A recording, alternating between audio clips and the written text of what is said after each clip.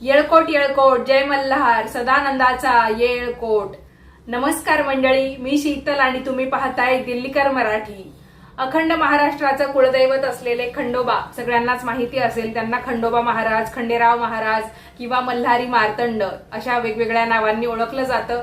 तर आपण त्यांच्याच विषयीची, त्यांच्याच संदर्भात असलेली एक अत्यंत महत्त्वपूर्ण माहिती या व्हिडिओच्या माध्यमातून जाणून घेणार आहोत।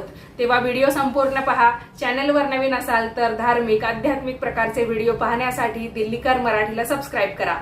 तर मंडळी, आपल्या महाराष्ट्रामध्ये तशी अनेक देवस्थानं आहेत, पण एक देवस्थान असं आहे जिथे फक्त भक्त फुलांचा वर्षाव करत नाहीत, जिथे गुलाल उधळला जात नाही, तर संपूर्ण डोंगर पिवळ्या रंगाने न्हाऊन निघतो।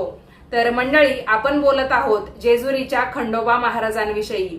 तुम्ही कधी जेजुरीला गेला असाल तर तिथे तुम्ही एक गोष्ट नक्की पाहिली असेल, जिकडे पाहाल तिकडे पिवळाच रंग। मंदिर पिवळं, गड पिवळा, मंदिराच्या पायऱ्या देखील पिवळ्या, भक्तांचे कपडे पिवळे, अगदी हवेतही पिवळाच रंग म्हणजेच पिवळा भंडारा आपल्याला उधळलेला दिसतो।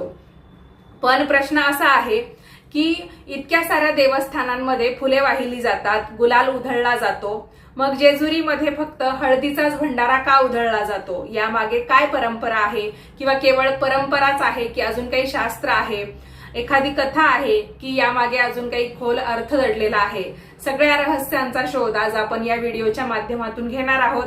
तर मंडळी, खंडोबा म्हणजे भगवान शिवांचे मार्तंड भैरव रूप होय। मनी आणि मल्ल या राक्षसांच्या अत्याचारातून पृथ्वीला मुक्त करण्यासाठी भगवान शिवांनी हा अवतार घेतला होता।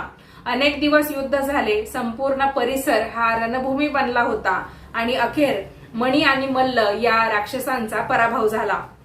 म्हणजेच काय झालं? धर्माचा विजय झाला, अधर्माचा अंत झाला।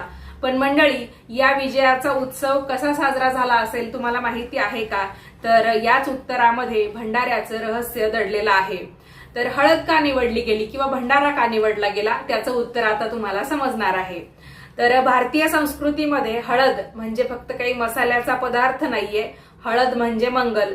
आपण ती देवपूजेमध्ये सुद्धा वापरतो, कुंकवाबरोबर आपण हळदीचा वापर करत असतो। अगदी म्हणजे पहिल्यांदा हळदीचं नाव घेतलं जातं, नंतर कुंकवाचं घेतलं जातं, हळदी कुंकू असं म्हटलं जातं। आणि शुद्ध कुंकू हे सुद्धा हळदीचंच बनवलेलं असतं।